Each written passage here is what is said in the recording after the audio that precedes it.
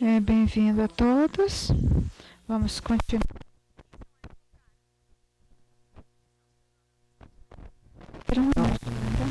On accounting and financial reports, public-private linkages. The moderator is going to be Miguel Baruse. Please raise your hand, Mr. Baruse. He is a specialist in finance management of the Office of the IDB in Costa Rica. Where are you from? Uruguay. He is from Uruguay.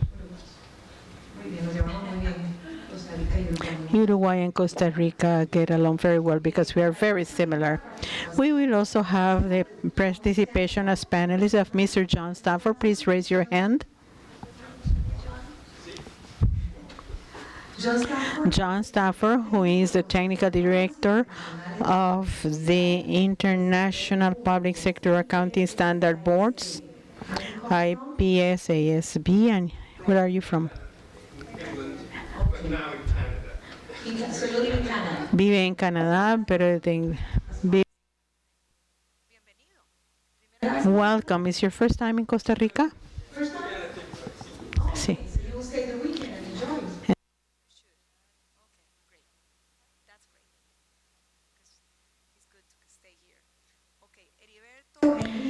Heriberto Enrique Vilela do Nascimento from Brazil, from Sao Paulo, from Brasilia actually, but you were born in Rio. He is the Accountant General of Brazil. Imagine the responsibility on his shoulders. So please get your questions ready. Amaro Gomez. Where are you from? Brazil. That's why Gomez is with an S, but we in Costa Rica write it with a Z. He's a member of the International Accounting Standards Board, IASB, and our other panelist is Jorge Gil. Hello, Jorge. You are from Argentina. So we, the whole southern corn. He is vice president of Latin Group of Financial Reporting Standard Issuers, GLENIF. We have top ranking panelists. In 2004, the International Accounting Standard Boards for the public sector became effective in 2004 with the purpose of improving the quality of the financial reports submitted by the public entities. So this would allow to assess better the decisions on the allocation of resources adopted by governments, and in this way improve transparency and accountability. So 25 years have gone by, and now there are 40 standards that have been issued by the IPS-ASB. You know them all by heart, right? IPS-ASB that now has a new strategic plan for the 2019-2023 period. So this panel precisely is going to be discussing this new strategic plan and its relationship with the work of the IPS-ASB and the IASB and its implications for the profession in the region. Good afternoon. We could have just a whole meeting of this panel. Yesterday, Fidel and Jaramillo, the representative IDB here in Costa Rica, he showed very interesting figures, 2.3 minutes for the attention span and 260 times the number of times we used a cell phone in an activity. So I would like to get the data as to how much you have to eat to be really pay attention to a panel. So anyhow, I hope you enjoyed your lunch. Those of you who had the opportunity last night to go to the dinner, I hope you also enjoyed last night's activity, and in general that you are enjoying Costa Rica, which has been my home for 2 years. I have been here at the Inter-American Development Bank as a financial specialist, and also by managing the portfolio of projects that we have at the bank. I have the privilege and the honor of working with the General Accounting Directorate, and we have the director here, Mr. Ronald Fernandez. We also work with the Controller of the Republic on strategic topics, so for me it's really a privilege and an honor to be able to support the country on these matters.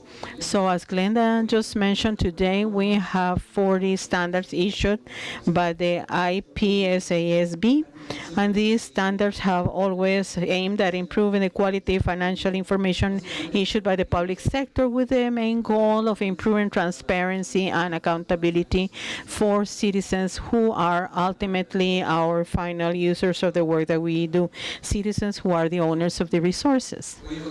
Today, the board has a new strategic plan 2019-2023, and in this session we are going to be talking about this strategic plan and its relationship with the work done by the IASB and its implications for the profession.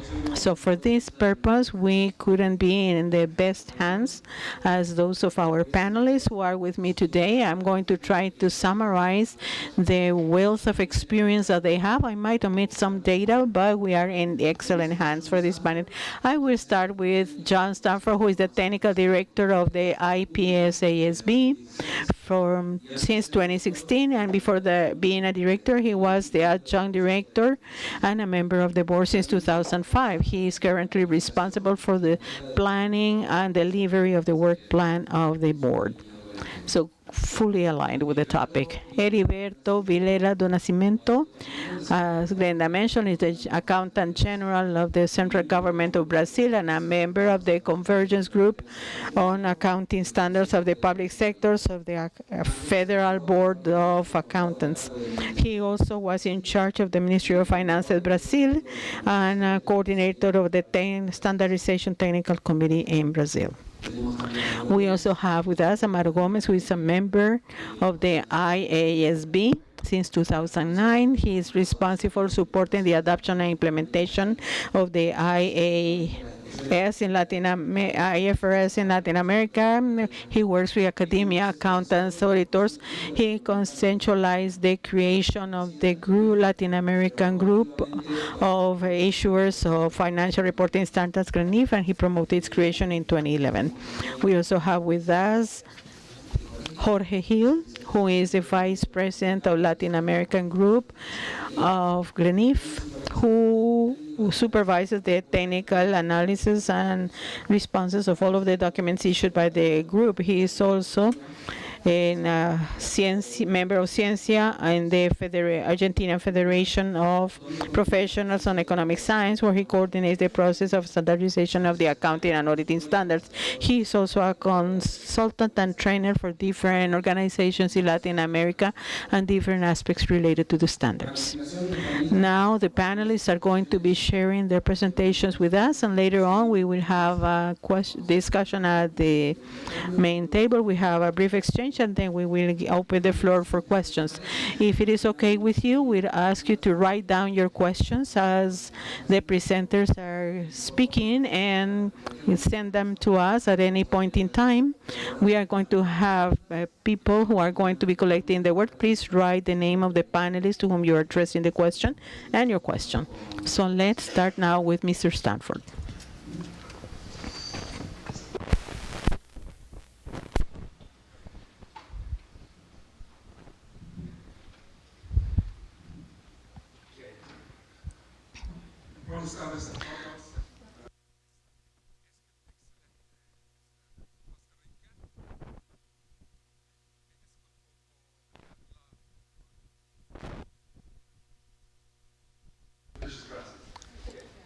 I'm going to talk quite briefly about our strategy work plan 2019-2023, and that's something that we issued at the beginning of February. So I'll talk a little bit about the strategic objective, which hasn't changed much from the previous one. talk about the 5 strategic themes in the strategy and work plan and how they relate to each other, say a little bit about the current projects on our work plan. I'll just highlight the intensity of our current work plan, and then talk about the new projects that we're planning, both projects that we've already committed and projects that we're going to establish a research agenda for and perhaps bring onto the work plan later. And lastly, I'll talk about how we're planning on managing and delivering the work plan.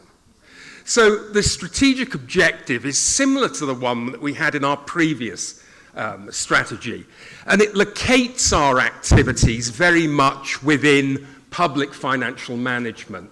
The issues around accountability and transparency, which really have been at the center of the discussions at Crescere over the last 2 days. I think if you go back about 10 years, there was a tendency, and we shared that, to consider financial reporting in the public sector as really something on the periphery, something that really had to be done almost as an annual chore, rather than something that really added value to the delivery of services. We're going to try and deliver that strategic objective, implement that strategic objective through 2 main areas of activity. Firstly, we're going to develop accounting standards and guidance, predominantly relating to the financial statements and predominantly in what we call public sector specific areas. We are also, with the help of partners, going to raise awareness of IPSAS and the broader benefits of accrual accounting, accrual financial reporting. And the session that is going to end Crescere is looking at a comprehensive balance sheet approach, which has recently been pioneered by the International Monetary Fund. And that's some very exciting work, which I think puts accounting, both accrual-based entity accounting and statistical accounting, very much in the context of fiscal risk management. So what are these 5 strategic themes? Well, themes A and B are both developing accounting standards. Theme A is developing standards in what we call public sector specific areas. These are areas where either there aren't counterpart IFRS standards, or there are public sector issues that require us to pioneer a new approach. The second theme is maintaining alignment with the body of our standards, which is drawn from IFRS, from the standards developed by the IASB by Amaro and his colleagues. And that still is a highly significant strategic theme, and it's one which is very much prized by a large number of our constituents. So, for example, if we go down to Australia and New Zealand, they are always emphasizing the importance of keeping our body of standards up to date with the latest IASB standards. Thirdly is delivering guidance on reporting issues which are outside the core financial statements. Why is that important in the public sector? Well, it's important for reasons of looking at fiscal sustainability, and also because you can't really get a complete picture of the performance of a public sector entity without looking at service delivery, the extent to which service delivery objectives have been met, outcomes, outputs, and the whole paraphernalia of reporting service performance. Theme D is advocating the benefits of accrual IPSAS, and theme E is broadening that to demonstrating how the power of accrual accounting can be harnessed for broader public financial management purposes. So for theme A, what have we included in the work plan? Well, we've only committed to 2 new projects. One of those is a relatively narrow scope project on our conceptual framework. We issued our conceptual framework at the end of 2014. It predates some of the more recent developments in the ISB's framework, which was finalized a couple of years ago. So one thing we need to do is to look at the ISB's framework and look at the developments after the framework we published. So we need to look particularly at how the ISB has addressed measurement. We also need to look at our framework somewhat critically as to how well it's worked since it became part of our literature. And truth be told, some parts have worked very well. The way in which we look at projects from the objectives of financial reporting through the prism of the qualitative characteristics, I think has been quite successful. Other areas less so. Some of the frameworks measurement discussion, frankly, is incomplete. We haven't got the equivalent of fair value in IFRS 13 in our literature, and that's something that wasn't sufficiently appreciated in our framework. So we need to look at how well it's operating. The second project, and this is a much bigger project, is a project on natural resources. We got a big response from a lot of our constituents who said that this is a glaring gap in our literature, that for jurisdictions which are mineral rich, this is a highly important issue. Now, and that was mirrored by the response we got from the international organizations. Now, one thing that we're going to have to do quite carefully with this project is to scope it, because natural resources means different things in different parts of the world. Probably in most of Latin America, you're talking about subsoil assets. But go to Australia, and water is a key issue. Elsewhere, should the electromagnetic spectrum be considered a natural resource? Go to Southern Africa, they would argue that flora and fauna should be within the scope of this project. We've got to be very careful that we don't heighten expectations and that we deliver what we are capable of. Then we have the 4 projects which are in orange on that slide. These are projects which are not yet on our work plan, but which we are planning to introduce to a new research agenda. The ISB has had a research pipeline and a research agenda for some time, and we're looking to learn from the ISB. And the idea is that we will initiate research groups who will look at these projects, and then we will see whether it's appropriate to bring them on to the work plan. So just very briefly, differential reporting, what do I mean by that? Should we be producing something similar to the IFRS for small and medium-sized entities? Discount rates, there are a number of issues in the public sector, in particular a landscape of low or negative interest rates, which clearly is not just a temporary phenomenon. Presentation of financial statements, our standard on financial statements doesn't mirror IS1. We don't have other comprehensive income within our accounting literature.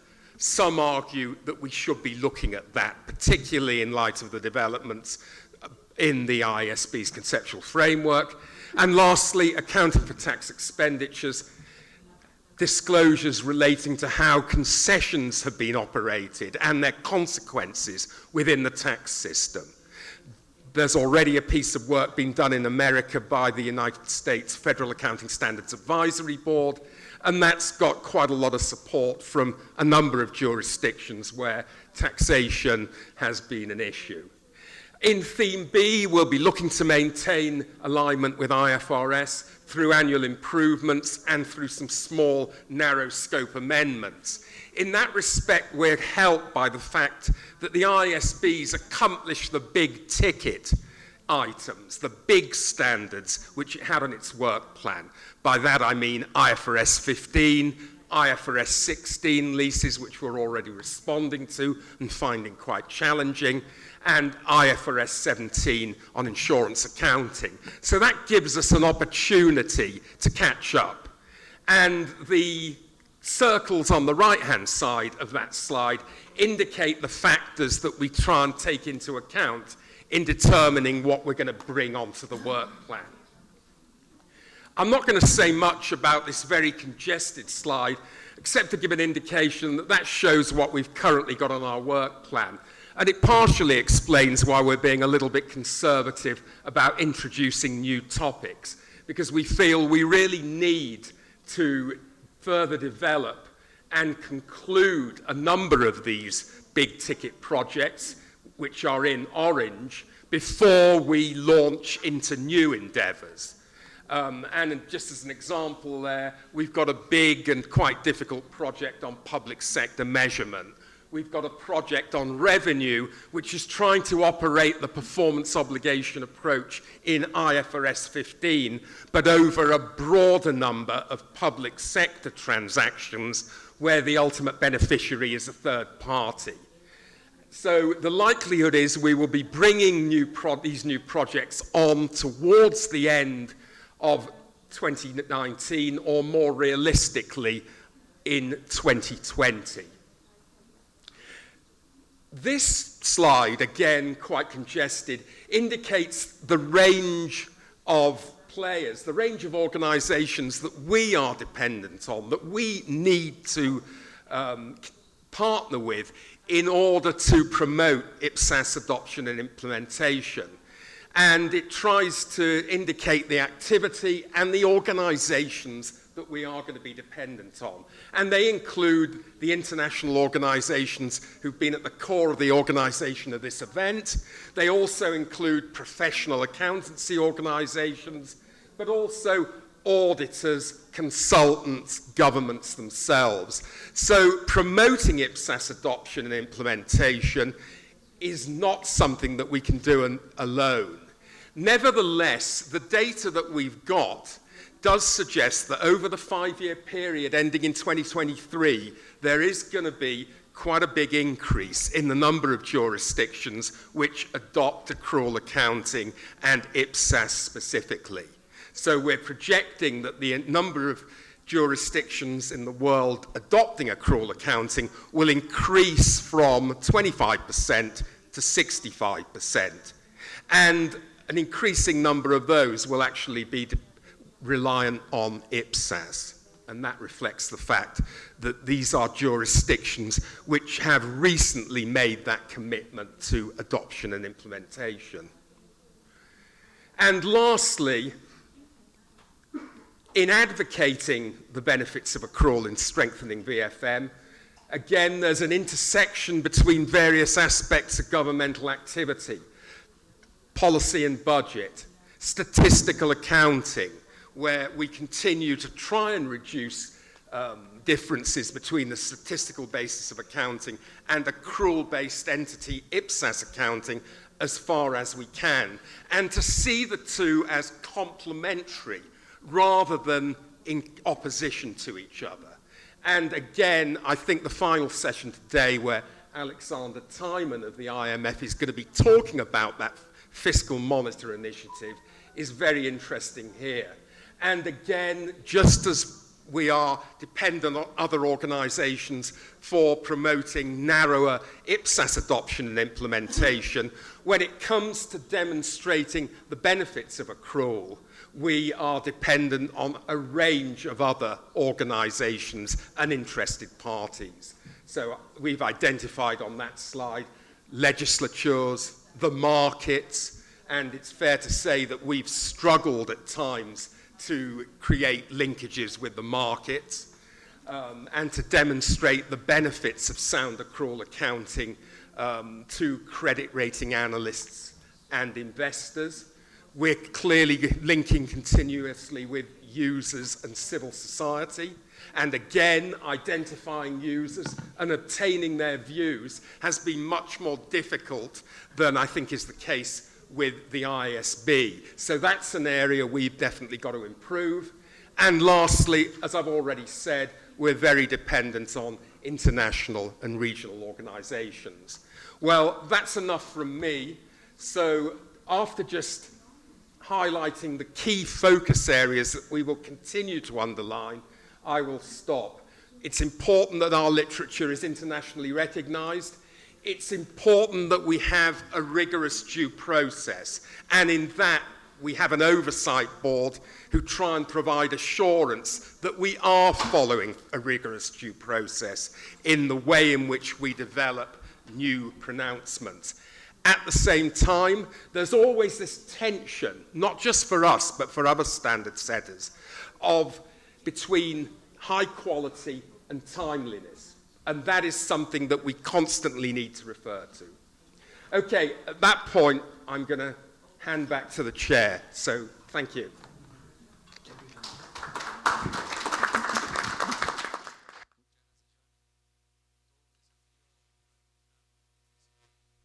The benefits of the accrual basis. Sometimes for us, we are in this world, it's easy to understand, but for common cities or decision makers, showing the benefits is a huge challenge. So very well, let's continue now with Heriberto. Good afternoon. I have tried in other panels. I am going to try to speak Spanish, but I apologize. Thank you very much for this panel. Topic is very interesting. In Brazil, we have many benefits by adopting the international standards. I'm going to refer to some of them. We have an interface between the IFRS and IPSAB standards. Initially, we have many standards that are correlated. Practically, they are the same. In Brazil, we have a accounting pronouncement committee. As a public accountant, we have been using for some time the decisions that are basically come from the IFRS or the IASB. Or IPSAB has created very important standards that are typical for the public sector. And for Brazil, some of these standards are very important. For instance, the IFRS 23, which is about transactions without a counterparty. This standard is very important for us. We have a flow of transactions which are very huge, that have a huge fiscal load. And we have a credit volume, a tax credit, which is also huge. Tax credit in Brazil is $1 trillion. 1 trillion.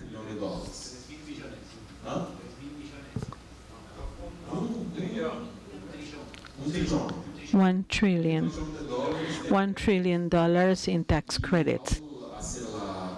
And by adopting IFRS 23, we have adopted criteria to recognize and restoration, and these credits that are included in the balance are of 500 billion, which is about 10% of the tax credits are actually recognized in the balance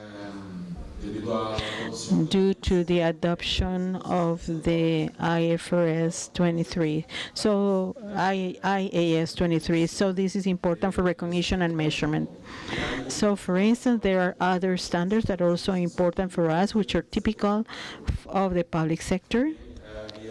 I have also talked about this CRECER Congress about the IAS 32 IASB 32, which is a standard that we have adopted for PPPs. So they are very important. IASA standards that are important and specific, that they are typical only for this sector, for the public sector, IPSAS. It is important that we have a conceptual structure that is specific for the public sector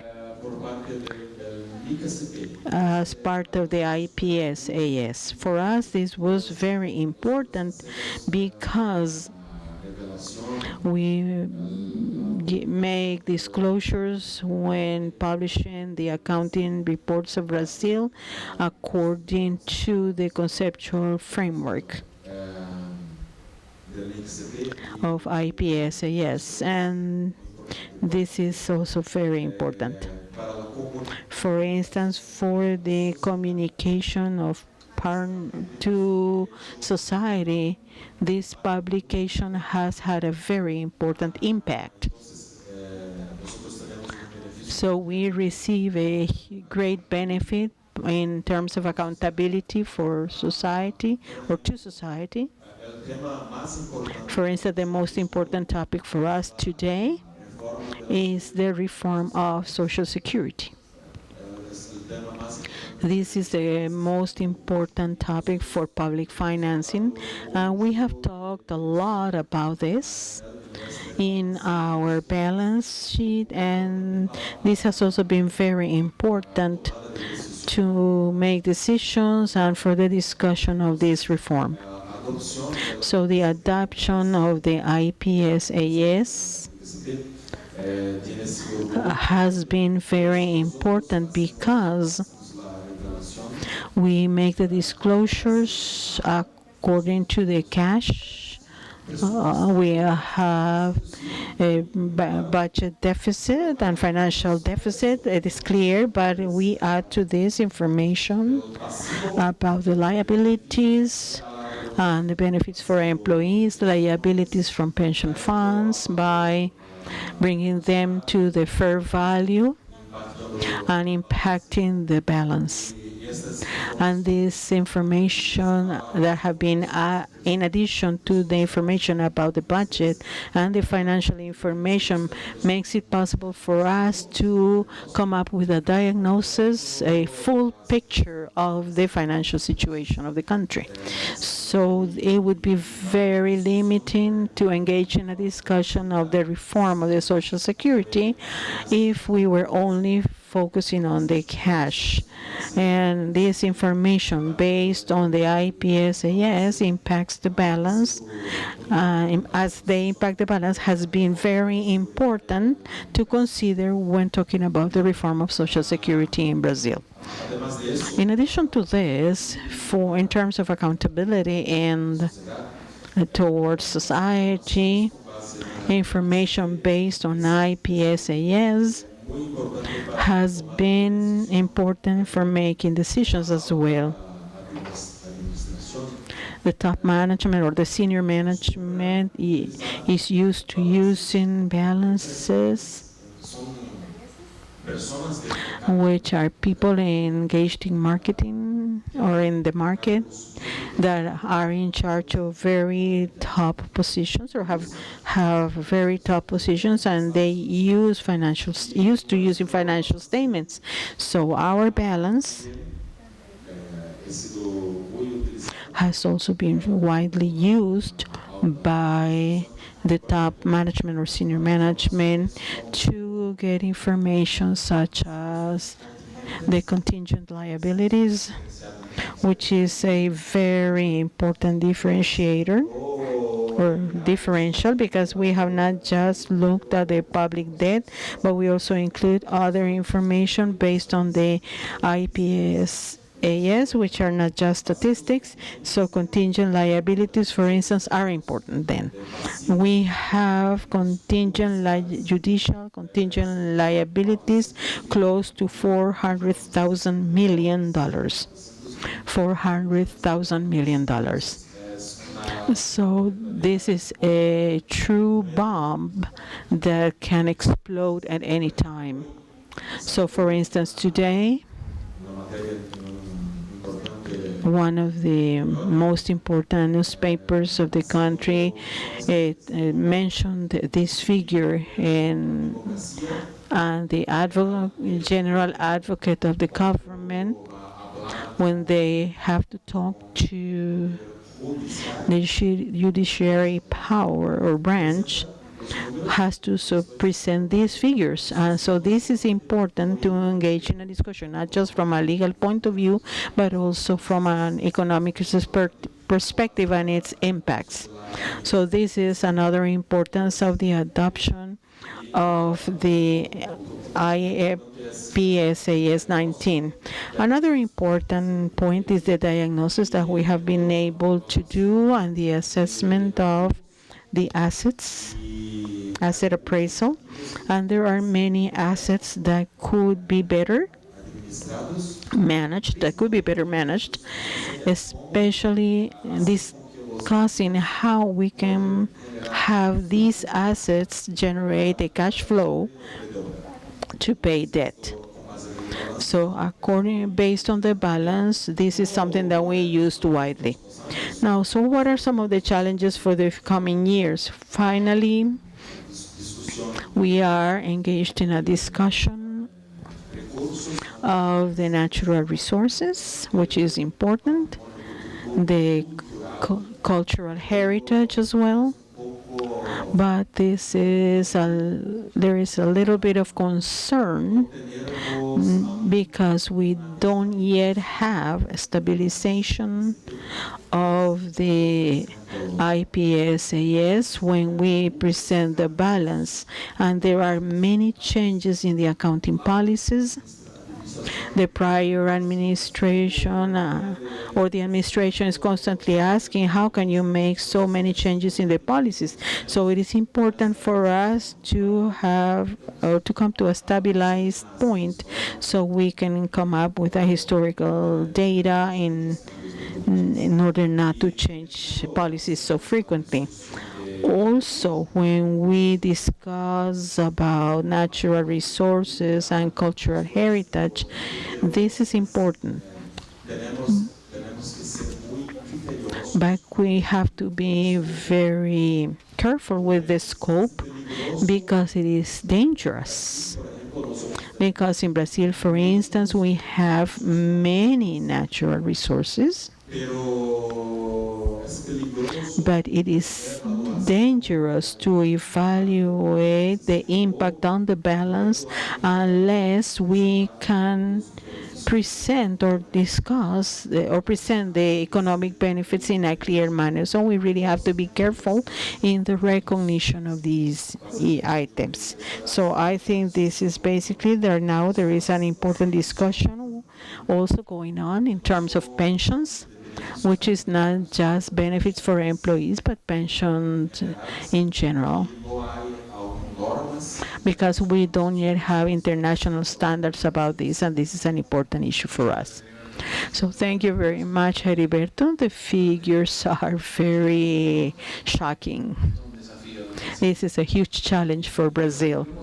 So now we move on now to Jorge Gil's presentation, or Amaro.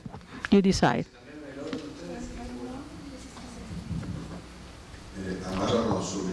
Amaro didn't sit where he just sat where he wanted. So, well, anyhow, good afternoon, everybody, and thank you very much for being here after such an important launch list. Paying attention to us is a big challenge for you and for us to at least keep you awake and pay attention to our ideas.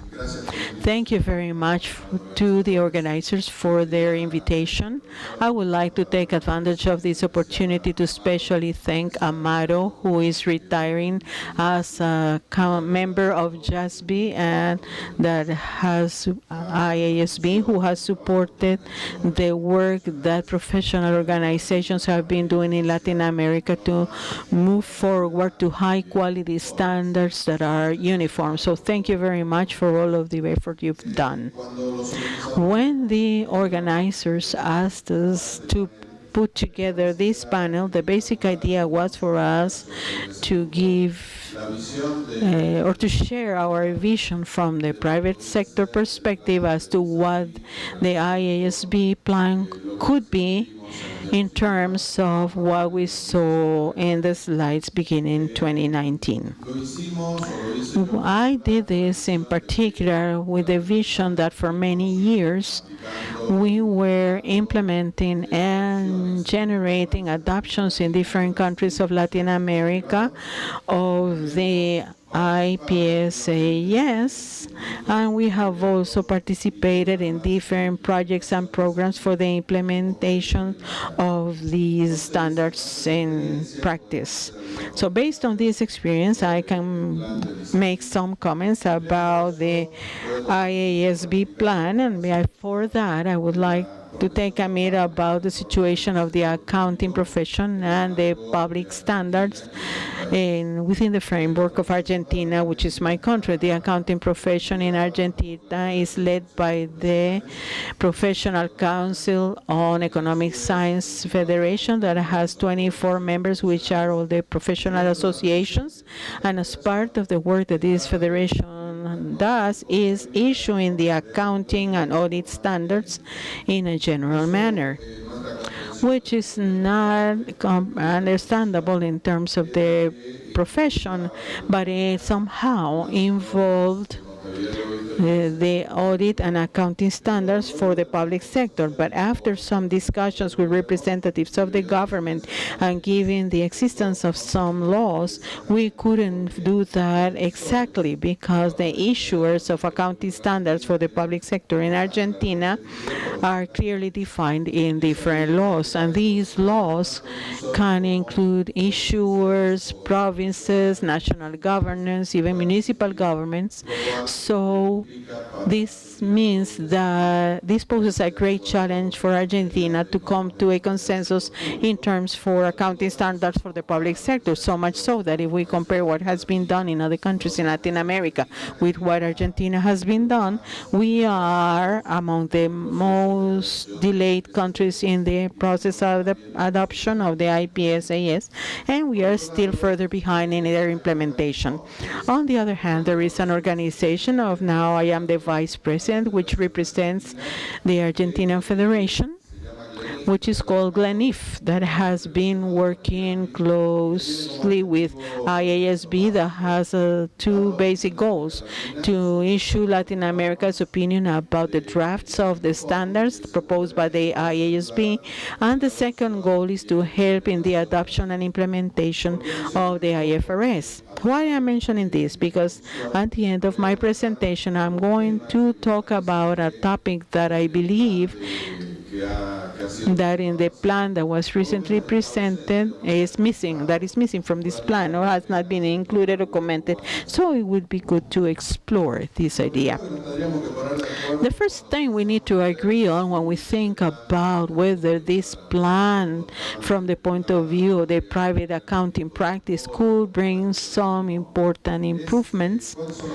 we have to think about what the goals of issuing international accounting standards for the public sector and international accounting standards for the private sector. In my opinion, as I have mentioned several times, what I believe to be fundamental is to have high-quality standards that can be used on a regular basis in an uniform basis throughout the countries, especially those in Latin America. Along this line, we have been working as part of GLENIC for the IFRS to be adopted throughout the countries without exceptions. And when some country has to set up exceptions, we have pointed this out because this is missing the main goal, which is to have financial statements that can be understood by everybody.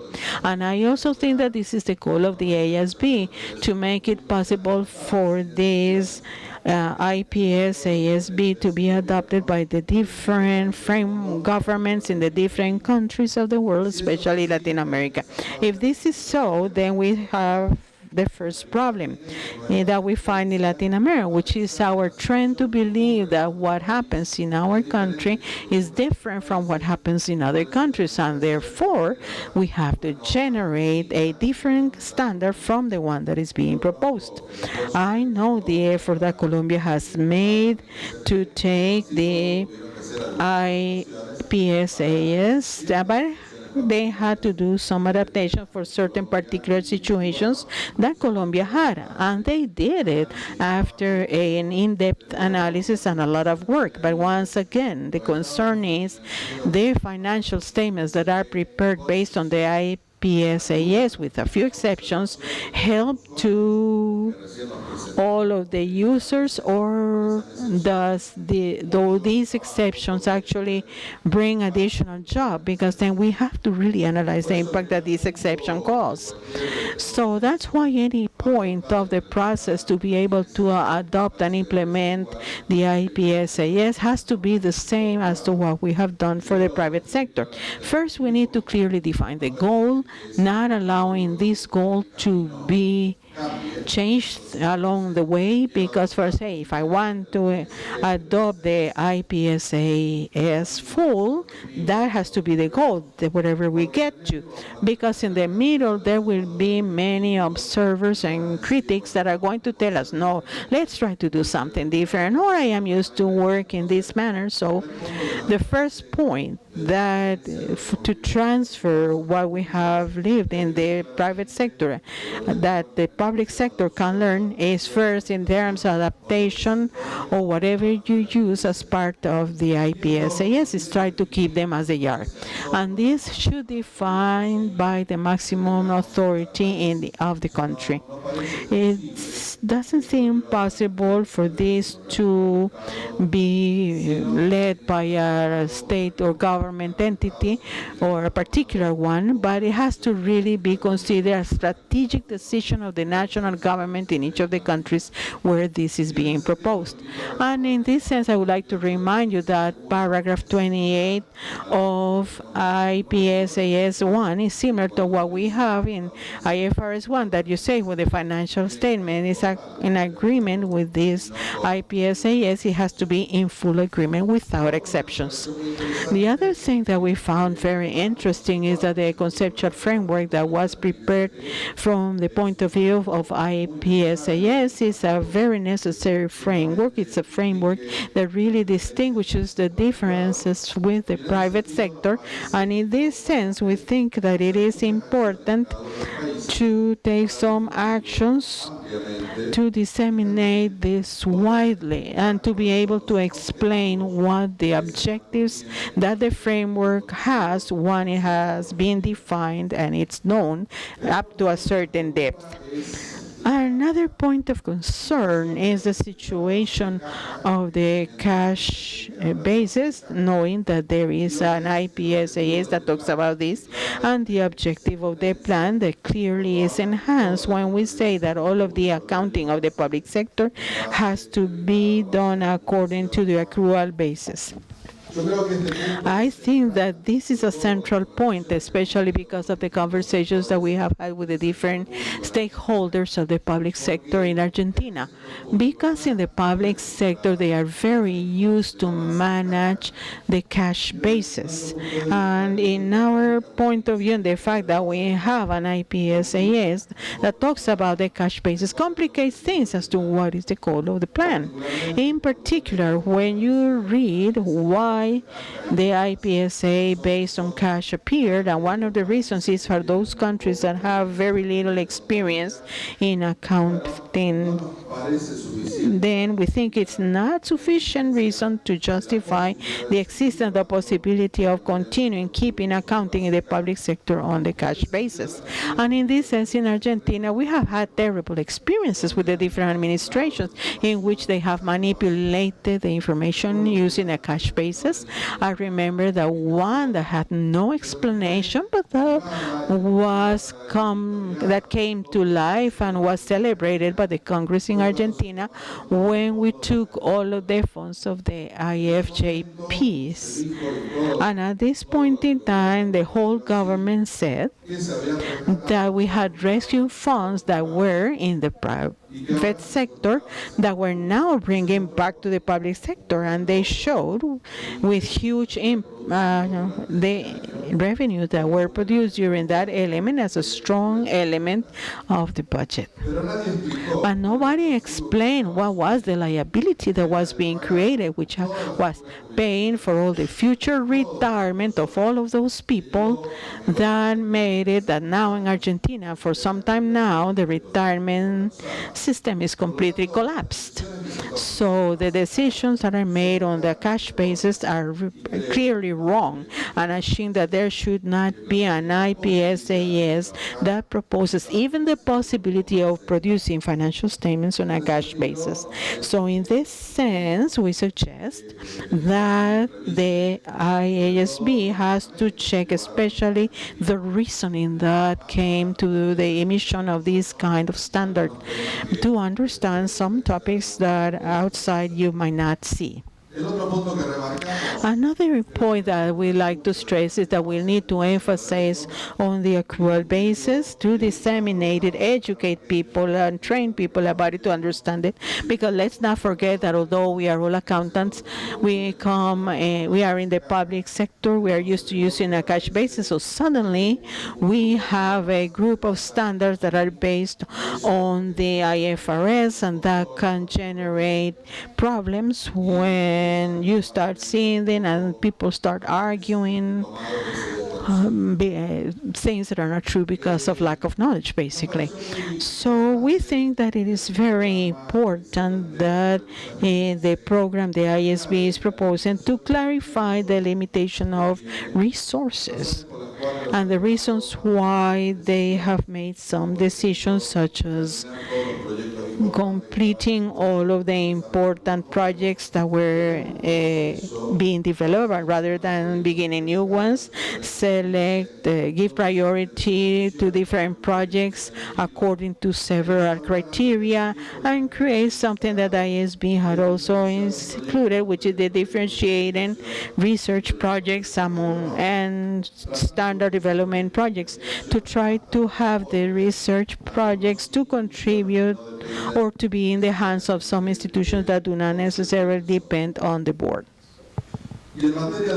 And in terms of implementation, we believe that although we recently saw a very good table of what an implementation plan should be like, I think that it would be good that the plan comes or includes more specific actions required for an implementation plan because of the experience we have in the private sector.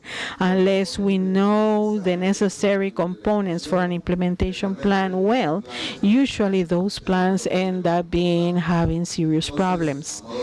So, as an example, we would like to stress that no plan could stop having a clear an approval at the highest level of the government, a definition of different phases, stakeholders and their obligations, a strong dissemination, training of the different sectors that are going to be working on it, availability of the material, including guidelines and all of the materials prepared by the IASB and to be downloaded for free. Important is the training of college professors.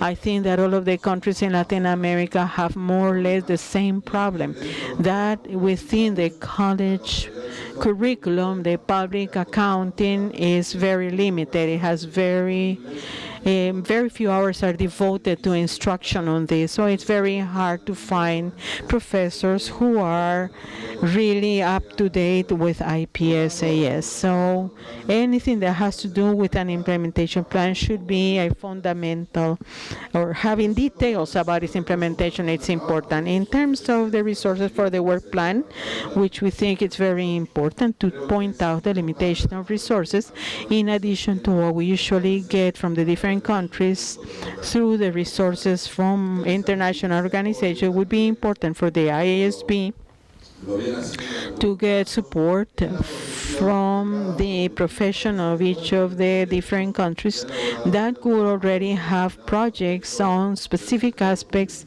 related to the public sector. And the last point that I would like to stress is that I didn't find in the plan anything related to the time on which all of those stakeholders of the public sector should participate in the analysis of the draft standards.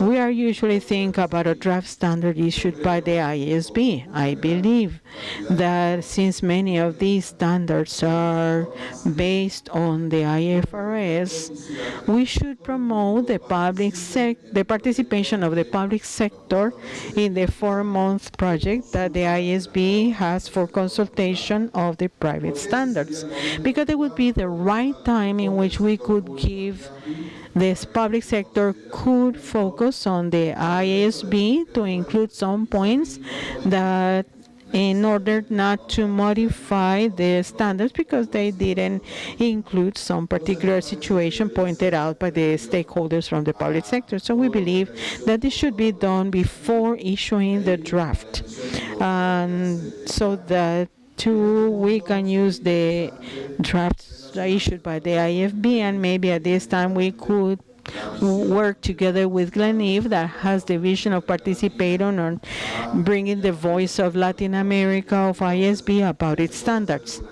So we could create a connection there between what the Gleneve can do in Latin America in terms of ISB by involving knowledgeable people representing the public sector to discuss or to come to a reasoning with the public sector and the private sector. I think that in general this is a very good plan that helps us guide ourselves to know what the ISB is working on and what its goals are, and of course we wish them the best luck.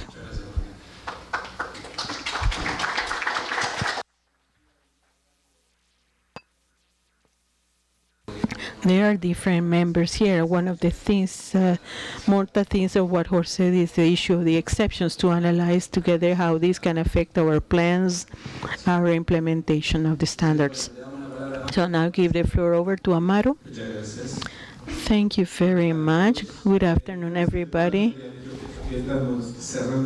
I think that we are closing this panel very well, because we started with John, who is a specialist responsible for the IPSASB, and then we heard two interesting country experiences such as Brazil and Argentina on some of Jorge's recommendations. Since I am a member of IASB, obviously IASB does not develop standards for the public sector, but John has clearly told us, or has been very clear in explaining how we work. So there is a coordination or an idea to have IASB and IPSAB to cooperate, and in fact to develop standards in such a way that actually represent the best quality possible in terms of accounting practices. But before talking about this, I would like to say how this cooperation takes place, because I would like to stress a point that is very clear, which is an international recommendations in general, and in particular recommendations that are the object of this panel, recommendations about good international practices on international accounting. For me, these are fundamental in the project, in the long-term project to develop economies. It is fundamental to be transparent in our accountability, prepared on the basis of standards that are recognized to be of high quality. For me, this is essential. In reality, both IFAC and the ISB, in terms of accounting standards, we have very similar objectives, common objectives, which are the development of these standards, global standards for financial reporting, and above all, to keep in mind the public interest. This is what we do. We also have the commitment to encourage the adoption of these standards and also the rigorous implementation by all the jurisdictions that decide to adopt them. The rigorous implementation is very important because just by implementing them in a consistent manner among all countries, it would be possible to really have benefits in terms of comparability in particular. The cooperation of IFAC and ISB, John was very detailed as to how they support the projects and how they are trying to follow the technical agenda. And this cooperation is included in a memorandum of understanding. This MOU was agreed in 2011 and was revised in 2015. And this MOU, which is in our website, clearly states the basis for this cooperation, which have as their main goal to keep aligned the IFRS and the IPSAS. So this is an aspect that has been very important in this process. And John, who is the top man in this area, who is a representative of IPSA and our advisory council, which is under the ISB, to discuss strategies, give recommendations to the board. We have a project that clearly could have a future impact on the work agenda of the IPSAP and IFAC. As in terms of the extractive industry, we just started a research on this industry, in terms of the annual improvements that we make. Also, both organizations try and use the technical independence to develop the standards. So we always try to develop the standards following a process that is transparent, that seeks to get the contribution from the different stakeholders.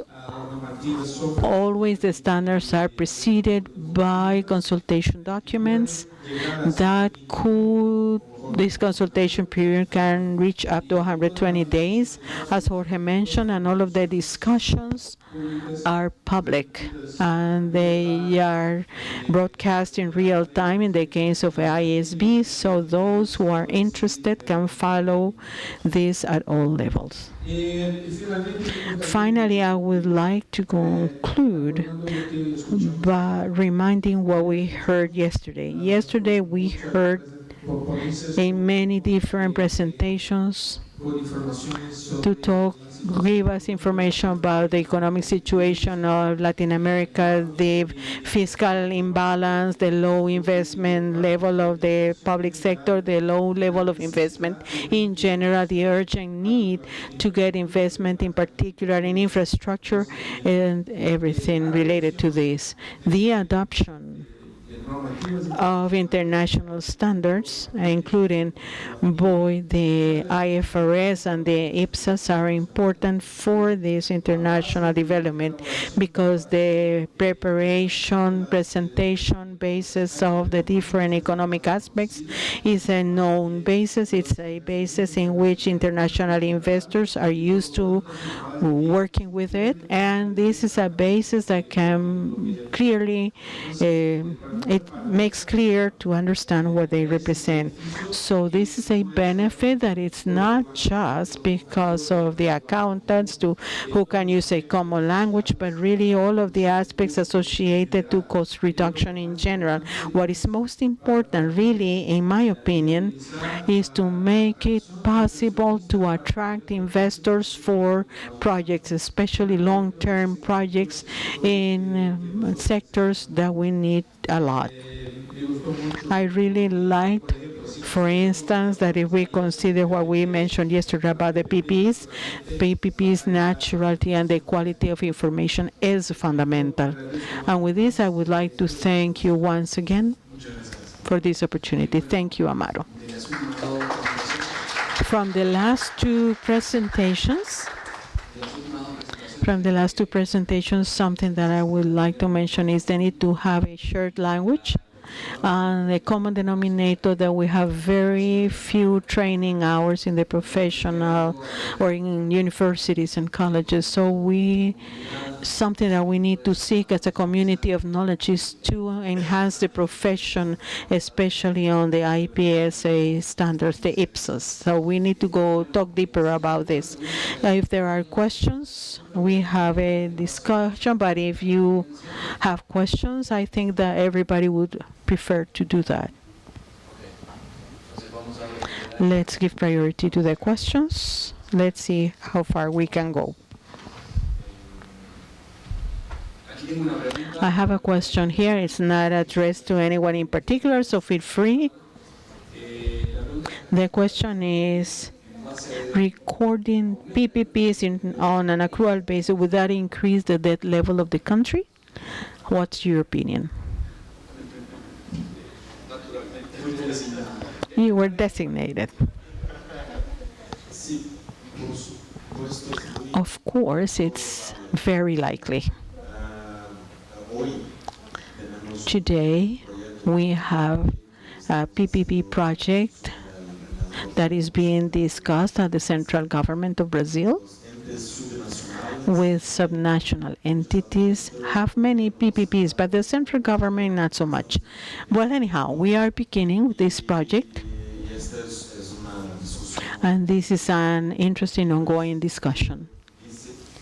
I do think, yes, there are financial liabilities, there are other kinds of liabilities, non-financial liabilities, and this generating a fiscal impact on the law of fiscal responsibility, because there is debt, there are loan operations or transactions, so there is really an impact. So I'm going to relate this to the second question. It's not for you specifically, but it's closely related. How then can we convince, or how can we make it easier for the politicians and citizens to understand that the option of IPSAS is actually beneficial? Because if we are going to tell them that the debt is going to increase, it's going to be bad. Well, this morning, Andreas actually talked about that. The truth is that it seems that there is a problem, that there is recognition of liabilities. But through this, we keep better control of the contracts and the impacts, both the financial impacts. So it is interesting. So we now have words, we have more information for management purposes. So we have a question for John. The question mixes the question with a recommendation. It says it's urgent, a guide to adapt the IPSAS in public companies or in SOEs that have already been applying IFRS.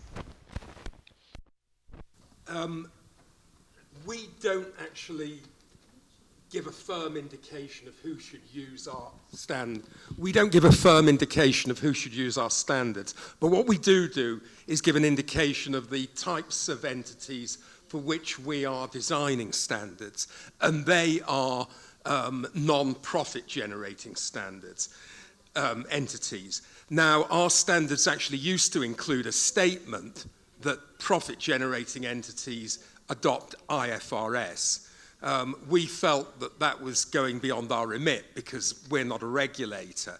Nevertheless, our expectation is that state-owned enterprises will adopt IFRS rather than IPSAS. Also, we don't think that the consolidation requirements, the consolidation challenges, where SOEs report on IFRS and the general government sector reports on IPSAS, we don't think that those challenges are too burdensome, because generally speaking, there's quite a strong degree of alignment between IFRS and IPSAS. But certainly, we design standards for the non-profit generating component of the public sector. Thank you, John. Pergunta também.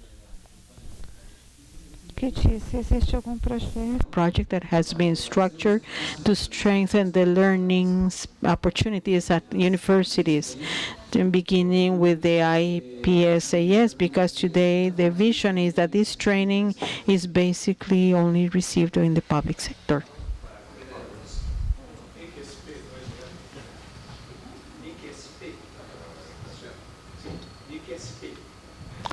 Are you talking about the PSAS? So the question is there any project that has been structured to strengthen the learning opportunities in universities? No, probably not from ISB, no initiative. Jorge, who is a professor, can probably give us an idea about this.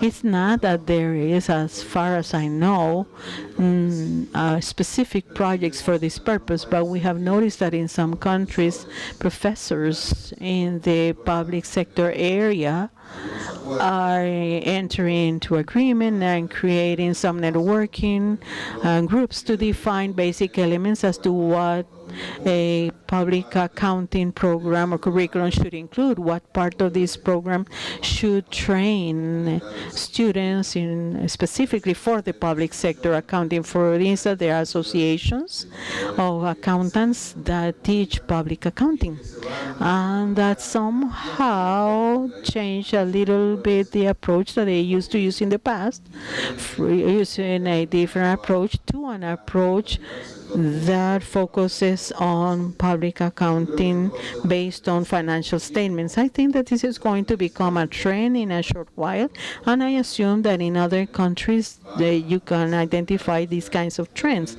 The need to have training on the accounting for the public sector among all accountants, in which most of them actually work in the public sector, this is something indispensable.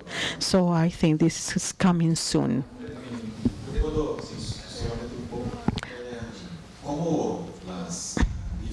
Since the IFRS and the IPSAS are similar, when a student has a good base knowledge on IFRS, they are going to be good public accountants as well. So this is an important issue to have. This interface will also facilitate this process. Well, very well, thank you. So we are out of time, unfortunately. What I'm told is that if you have any questions, please, if you wanted to ask of the panelists and that you didn't send them to, or you sent them to us, but we didn't answer them, there is an opportunity for you to send them by email to the organizers. Please feel free to send them to the organizers, and the organizers are going to send your questions to the panelists so they can answer them. So we will be glad to receive your questions even later. Unfortunately, we are out of time. And so I would like to thank the panelists very much for their presentation, for answering your questions from the audience, and thank you very much for your attention and participation.